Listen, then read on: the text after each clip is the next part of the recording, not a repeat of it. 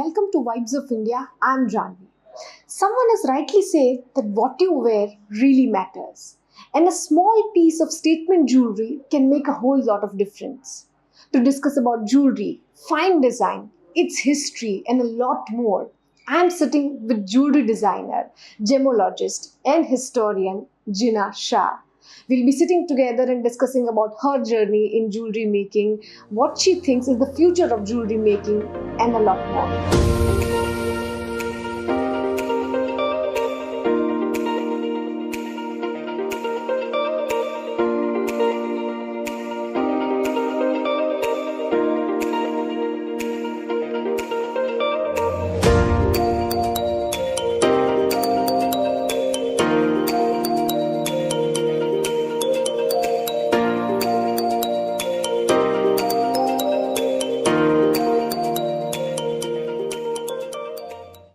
Welcome, Jina, to Vibes of India. Thank you.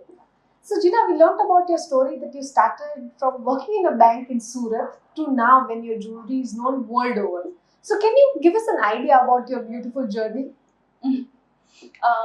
So I started with Surat, with Diamond Institute, with ITR as a diamond grader and jewelry designing, and then later on joined a brand called Tanishq. Everybody knows that. Then forever, and moved to US. Went back to school again. Gemological Institute of America, which is world foremost renowned university for diamonds and color stone graduation. So I did my diploma. I became gemologist.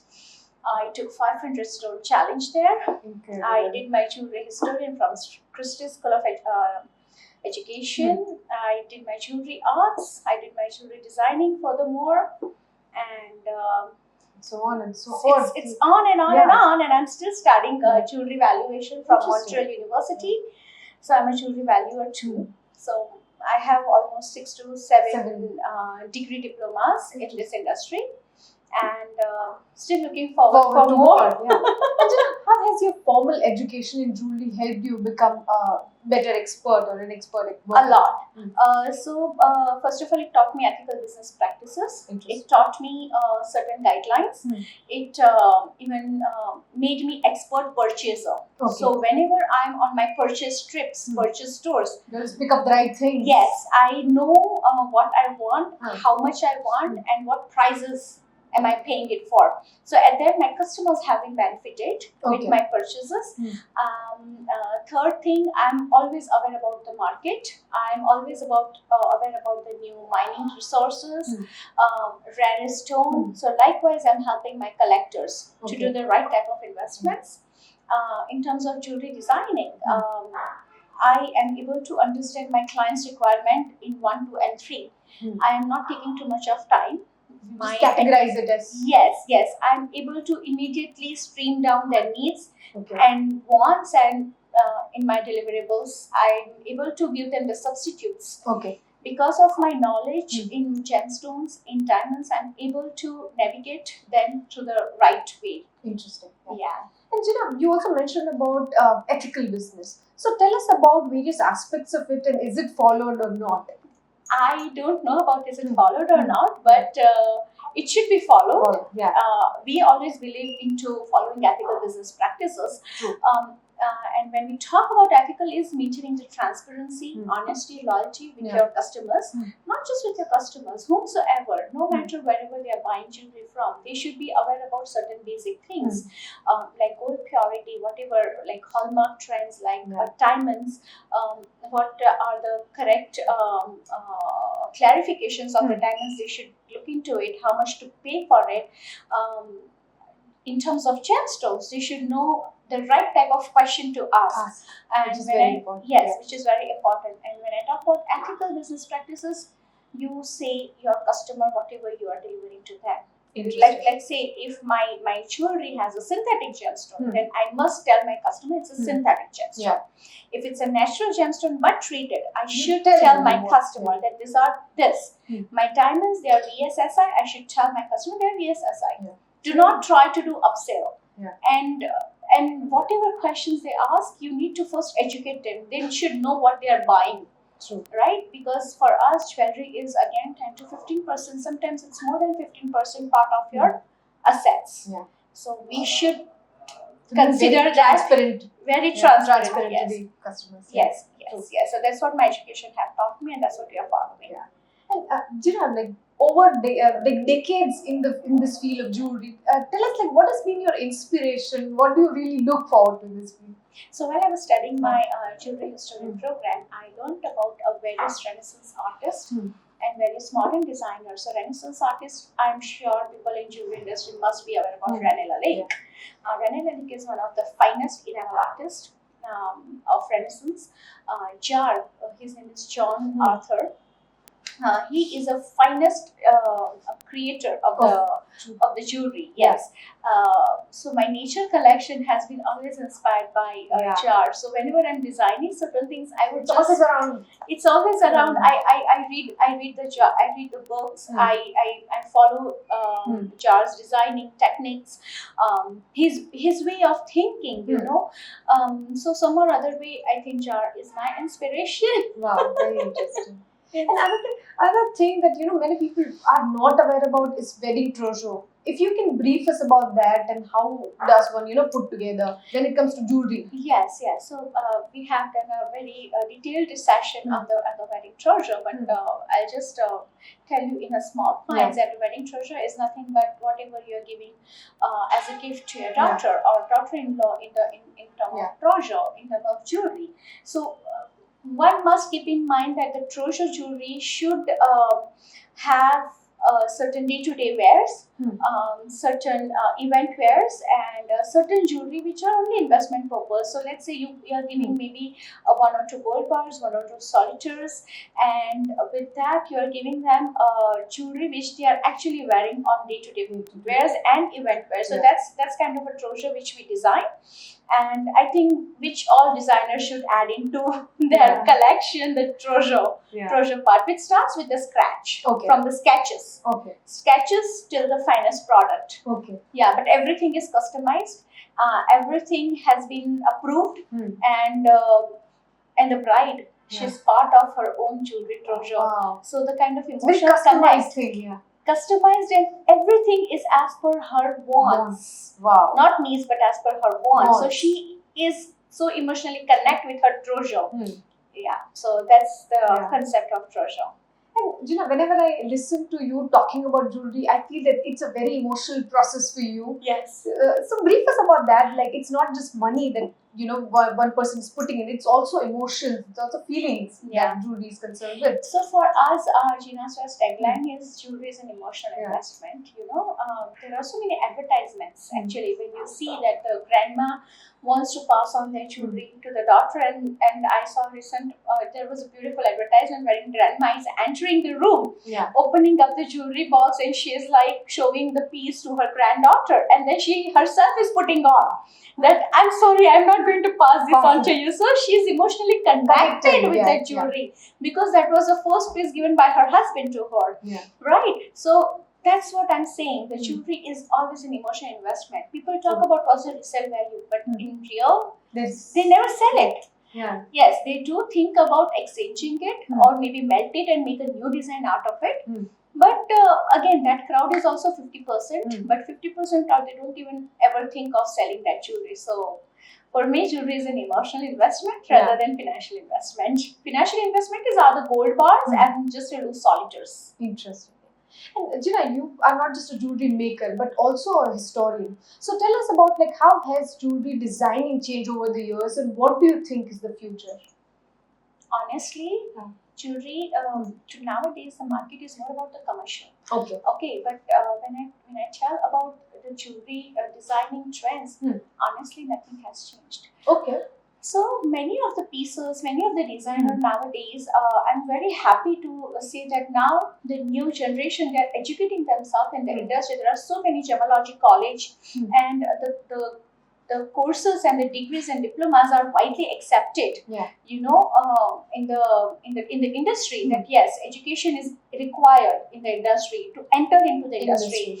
Earlier it was not the trend. Earlier it was just like, okay, you want to follow it as a passion and you join the industry. But now it has become a mark that please educate yourself and then enter in the industry, which is I'm very happy to accept it. Even the people who work with Jina as well are educated, are gemologists. My valuer are gemologists. So education is very important. And when I talk about the designing, the new generation, they are following the historic designs. Okay. And then they're trying to have that concept with a new technique.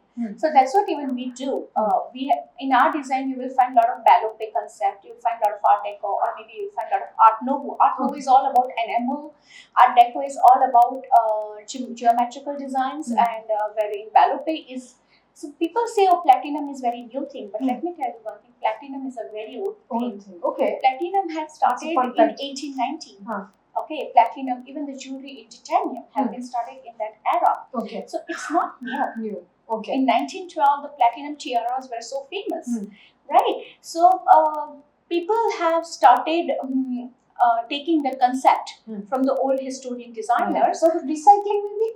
Yes, absolutely. The way you see in the clothing line, the bell bottoms are again back. Yeah. There's the same thing, because see, at the end, these are the concepts which are going to be recycling and then adding it into. It's like a merging old with new and creating the contemporary art. So it's an art. So this is what is happening in a commercial market. But if you see in a designer's market, there are a lot of conceptual designing. Like we have our USPs and nature collection. So we are so much into nature collection. We have got so many awards for the nature collections, right?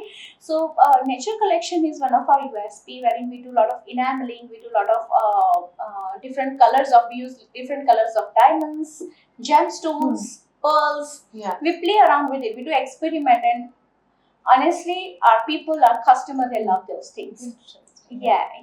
So earlier we used to do all these things, and our Korean buyers, our Philippine buyers, and our French, we have a lot of French customers. They used to encourage this kind of design a lot. But in our research show, I saw a lot of Indians have also encouraged, and they loved the collection, and they were very positive review, and they were very positive remarks. Okay. So I'm looking forward for the Indian market acceptance. We look forward for the same. And actually, one of the statement thing about your jewelry is also using colorful stones. Yes. Tell us your idea behind that.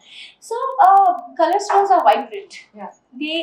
So when you see a white blend and when you see colors, your mood changes, right? You become blooming. So same goes with the jewelry also. Why always white? It's all about diamonds. Why not have more colors? Yes, please do that. So we use a lot of color diamonds, like green diamonds, pink diamonds. Pink diamonds are rare now. The mine is closed, but there are still irradiated pink diamonds available in the market. There are a lot of black diamonds available, green diamonds. So we do a lot of jewelry with yellow diamonds. Our men's collection is completely into brown diamonds and black diamonds because we think men's have that masculine personality. Yeah, they wouldn't want to experiment much. Yeah, so with masculine personality, I would rather go with a brown color and black color rather than white color. So that's our thing. And with the gemstones, yes, we are fond of gemstones, and I think gemstones has that power to show the luxury. Yeah. Okay, and people ask me, do they have resale value? Then yes, if you have a right quality, right mine, and right color of gemstones and the right size, they do have a resale value. Very nice. Yes. And is your jewelry for the young people or for seniors? Like, do you have a certain category of people in your mind when you are designing jewelry? So when we design customized pieces, we have only one thing in our mind, that we're designing for the family, not for just a person. I don't want that whatever I design is just limited to one category or one crowd. I want it. So let's say, for an example, a girl is getting married today. Down the line, year 2, 3, 4, 5, 10, whenever she's going to have kids. If she decides to have a family, she's going to have kids. I want that jewelry piece should go to the kids. Wow. You look at it as an heirloom, not just one Yes. piece. Yeah.